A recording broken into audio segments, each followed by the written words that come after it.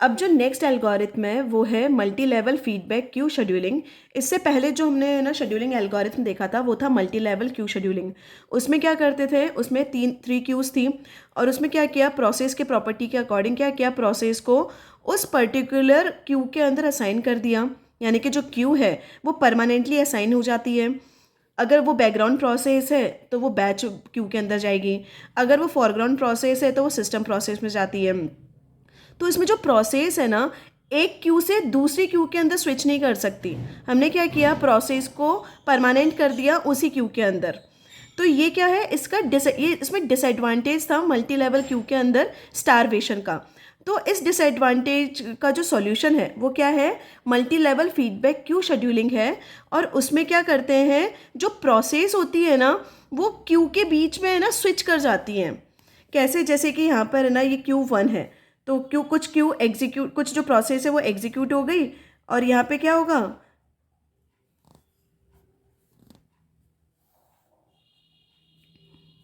इसका मतलब क्या होता है कि जो प्रोसेस है ना एक क्यू से दूसरी क्यू के अंदर स्विच कर रही है। अगर कोई प्रोसेस है जो बहुत ज़्यादा सीपीयू का टाइम ले रही है, जैसे कि हाई प्रायोरिटी की प्रोसेस है, तो वो क्या करेंगे, उसको कहाँ पे मूव कर देंगे, लो प्रायोरिटी की प्रोसेस में मूव कर देंगे। और अगर कोई प्रोसेस है जैसे कि जो लो प्रायोरिटी की जो प्रोसेस थी जिसको सीपीयू टाइम नहीं मिल पा रहा था, उसको क्या करेंगे, हाई प्रायोरिटी की जो क्यू है ना उसके अंदर स्विच कर देंगे। तो ये इससे बेनिफिट क्या होगा कि जो लो प्रायोरिटी के प्रोसेस है जो कि स्टारवेशन से जूझ रही थी ना, उन्होंने क्या किया, अपनी प्रायोरिटी को इंक्रीज़ किया, Q1 के अंदर गई और एग्जीक्यूट हो गई। तो ये जो है ना कि ये प्रायोरिटी इंक्रीज़ करती है, ये किसके थ्रू, ये इसका कॉन्सेप्ट क्या होता है, इसका कॉन्सेप्ट होता है एजिंग का। एजिंग के थ्रू क्या करती है, ये अपनी प्रायोरिटी को इंक्रीज़ करती है। और एजिंग का मतलब क्या होता है, ग्रेजुअली जो लो प्रायोरिटी की जो प्रोसेस होगी ना वो कुछ टाइम के बाद में अपनी प्रायोरिटी को बढ़ा देती है, यानी कि अपनी लो प्रायोरिटी प्रोसेस से हाई प्रायोरिटी की प्रोसेस के अंदर आ जाती है। तो ये कॉन्सेप्ट था multi level feedback queue scheduling का।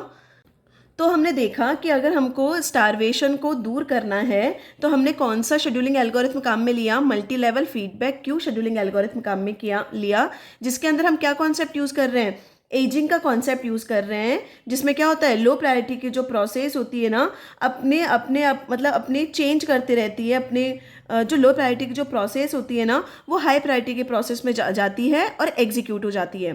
तो ये था concept multi level feedback queue scheduling का। और ये multi level feedback queue scheduling के साथ में ही अपना जो प्रोसेस मैनेजमेंट वाला जो पार्ट है वो कंप्लीट होता है।